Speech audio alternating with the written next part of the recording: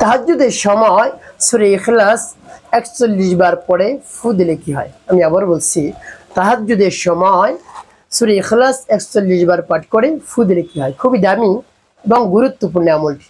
আমলটা আপনি শিখে রাখুন, আপনার কাজে লাগবে। এই আমলটি করে যখন আপনি উপকৃত হবেন, লাভবান হবেন, তখন আনন্দ আত্মহারা হয়ে যাবেন, বলবেন আরো আগেই তো আমার এই আমলটি করা উচিত ছিল। প্রিয় ভাই বোনেরা, কোনো সমস্যা নেই, এখন পেয়ে গেছেন, আমলটি করুন। প্রিয় ভাই বোন, আমলটি কখন কিভাবে করবেন, কোন নিয়মে করবেন বলে দিচ্ছি। প্রিয় ভাই বোনের শুরুতেই বলবো আমলটি কেমন করে করবেন, তারপরে বলবো আমলটি করে কিভাবে উপকৃত হবেন। প্রিয় ভাই বোনেরা, আমলটি করার তো প্রিয় ভাই বোনেরা, আমলটি করবেন গভীর রজনীতে, তাহাজ্জুদের সময়। রাত্র যখন গভীর হবে, ঘুম থেকে আপনি জাগ্রত হবেন ৩টা ৩:৩০ যখন বেজে যাবে, জাগ্রত হয়ে উত্তম রূপে পবিত্রতা অর্জন করবেন, ফ্রেশ হবেন, তারপর আপনি নামাজের মুসল্লায় যাবেন। এখন বলতে পারেন, হুজুর আমি কেমন করে তাহাজ্জুদের নামাজ আদায় করবো জানি না, কোনো সময় পড়িনি, বলে দেন। অবশ্যই আমি বলে দেব। আপনি উত্তম রূপে পবিত্রতা অর্জন করে নামাজের মুসল্লায় কেবলামুখী হয়ে দাঁড়াবেন, উত্তম পোশাক পরিধান করে। তারপরে আপনি নিয়ত করবেন তাহাজ্জুদের নামাজ, আল্লাহ আপনার সন্তুষ্টির উদ্দেশ্যে কিবলামুখে 2 রাকাত তাহাজ্জুদের নামাজ আদায় করতেছে, আল্লাহু আকবার। এভাবে আপনি শুরু করে দিবেন নামাজ। প্রিয় ভাই বোনেরা, এভাবে নিয়ত করলে হয়ে যাবে। 2 রাকাতের আপনি নিয়ত করবেন, 2 রাকাত আপনি আদায় করবেন। তো এভাবে নিয়ত করে তারপরে আপনি আল্লাহু আকবার বলে শুরু করে দিবেন, সানা পড়বেন, তারপর সূরা, তারপর একটি সূরা, তারপর আপনি সূরা পাঠ করবেন একটি। এখন বলতে পারবেন যে কোন সূরা? যে কোনো সূরা, যে সূরা আপনার কাছে সহজ হয় সেই সূরা দিয়ে আপনি নামাজ আদায় করবেন। বলতে পারবেন যে সূরা তো জানি না, 2-1টা জানি, 2-1টা সূরা দিয়ে আপনি আদায় করুন। সূরা ফাতিহার সাথে সূরা ইখলাস জানেন সহিশুদ্ধ করে, সেই সূরা ইখলাস পড়ুন, আপনি 10 রাকাত আদায় করুন। তারপরে 4 রাকাত, 6 রাকাত, 8 রাকাত, 12 রাকাত, যা মন চায় আপনি আদায় করুন, কোনো সমস্যা নাই। প্রিয় ভাই বোনেরা, এভাবে আপনি তাহাজ্জুদের নামাজ পড়া শেষ করবেন। যখন শেষ হবে, তারপরে আপনি আমলটি শুরু করে দেবেন। প্রিয় ভাই বোনেরা, শুরুতেই আপনি আপনার জীবনের গুনার কথা স্মরণ করে ক্ষমা প্রার্থনা করুন। আল্লাহ, আমার আস্তাগফিরুল্লাহ রাব্বি মিন কুল্লি যামবি ওয়া আতুবু ইলাইহি লা হাওলা ওয়া লা কুওয়াতা ইল্লা বিল্লাহিল আলিয়্যিল আযীম। এভাবে ইস্তিগফার পাঠ করবেন।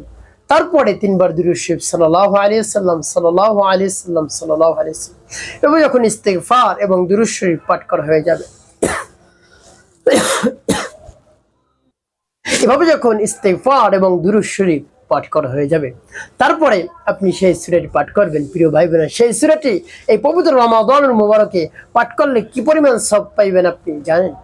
আপনি জানলে তো আশ্চর্য হয়ে যাবেন। সূরাতুল ইখলাস যদি আপনি রমজান মাসের বাইরে পাঠ করেন একবার, তাহলে কি পাবেন? আল্লাহ রাব্বুল আলামিন 10 পারা কোরআন শরীফ পড়ার সব লিখে দিবেন। প্রিয় ভাই বোনেরা, আর যদি রমজান মাসে পাঠ করেন, তাহলে যদি 1/70 হয়, তাহলে পুরো সূরাতুল ইখলাস আপনি যদি 3 বার পাঠ করেন, তাহলে কত সওয়াব! একেবারে পুরা 1 খতম কোরআন শরীফ পড়ার সওয়াব আপনার আমলনামায় লিখে দেন আল্লাহ রাব্বুল আলামিন। যদি রমজানের বাইরে পাঠ করেন, আর যদি রমজানের মধ্যে পাঠ করেন, তাহলে আল্লাহ রাব্বুল আলামিন কত দান করবেন? 1/70 হলে আপনি হিসাব করুন। আর যদি 10 বার পাঠ করেন, একটি অট্টালিকা আল্লাহ রাব্বুল আলামিন আপনার জন্য জান্নাতে বরাদ্দ করে দেন। প্রিয় ভাই বোনেরা, আর আল্লাহর হাবিব সাল্লাল্লাহু আলাইহি ওয়াসাল্লাম বলেছেন, যদি কেউ সূরা ইখলাসকে ভালোবেসে পড়ে থাকে, এই ভালোবাসার কারণে আল্লাহ রাব্বুল আলামিন তাকে জান্নাত দান করবেন। সুবহানাল্লাহ বিহামদি। তো দেখুন সূরাতুল ইখলাসের কি পাওয়ার। 41 বার পাঠ করলে কি হবে আমি বলে দিচ্ছি। প্রিয় ভাই বোনেরা, এভাবে ইস্তিগফার এবং দুরূদ শরীফ যখন পাঠ করা হয়ে যাবে, তারপর সূরাতুল ইখলাস পাঠ করবেন। সূরাতুল ইখলাস আমি আগে বলে নেই, তারপর বলে দেব 41 বার পাঠ করে ফু দিলে কি হবে। যেমন বিসমিল্লাহির রহমানির রহিম, কুল হুয়াল্লাহু আহাদ, আল্লাহুস সামাদ, লাম ইয়ালিদ ওয়া লাম ইউলাদ, আলাম ইয়াকুল লাহু কুফুয়ান আহাদ। যখন সূরাতুল ইখলাস পাঠ করা হয়ে যাবে, তারপর একটু ফু দিবেন। তারপর আপনি আবার পাঠ করবেন, বিসমিল্লাহির রহমানির রহিম, কুল হুয়াল্লাহু আহাদ, আল্লাহুস সামাদ, লাম ইয়ালিদ ওয়া লাম ইউলাদ, আলাম ইয়াকুল লাহু কুফুয়ান আহাদ। পাঠ করে সবাই।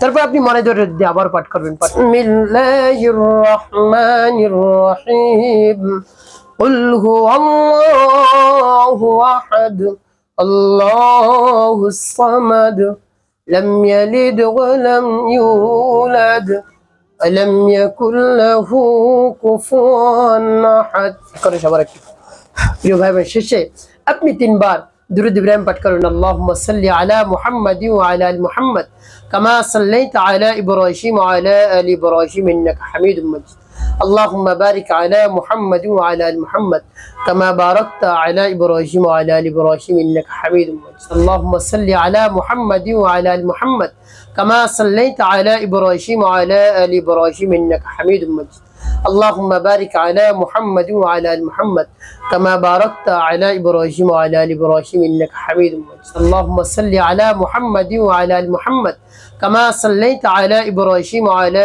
ال ابراهيم انك حميد مجيد اللهم بارك على محمد وعلى ال محمد كما باركت على ابراهيم وعلى ال ابراهيم انك حميد مجيد اللهم صل على محمد وعلى ال محمد كما صليت على ابراهيم وعلى ال ابراهيم انك حميد مجيد اللهم بارك على محمد وعلى ال محمد كما باركت على ابراهيم وعلى ال ابراهيم انك حميد مجيد এভাবে যখন দুরূদ ইব্রাহিম পাঠ করা হয়ে যাবে তারপর দুটি ফু প্রিয় ভাই বোন আমলটি করা শেষ হয়ে গেল কোন উদ্দেশ্যের জন্য আপনি আমল করলেন এভাবে যদি আপনি করতে পারেন তাহাজ্জুদের সময় সূরা ইখলাস 41 বার পাঠ করতে পারেন আপনি অঢেল সম্পদের মালিক হয়ে যাবেন রমজানের মধ্যেই আল্লাহ রাব্বুল আলামিন টাকা পয়সার মালিক আল্লাহ রাব্বুল আলামিন বানিয়ে দিবেন প্রিয় ভাই বোনেরা এভাবে আমলটি করে আল্লাহ রাব্বুল আলামিনের কাছে দোয়া দরখাস্ত করবে আল্লাহ আমাকে অঢেল সম্পদের মালিক বানিয়ে দিন গাড়ি বাড়ির মালিক বানিয়ে দেন সম্পদের মালিক বানিয়ে দিন আমার অনেক সমস্যা হে আল্লাহ আপনি টাকা পয়সার সুব্যবস্থা করে দেন আমার চাকরি চলে গিয়েছে চাকরির ব্যবস্থা করে দিন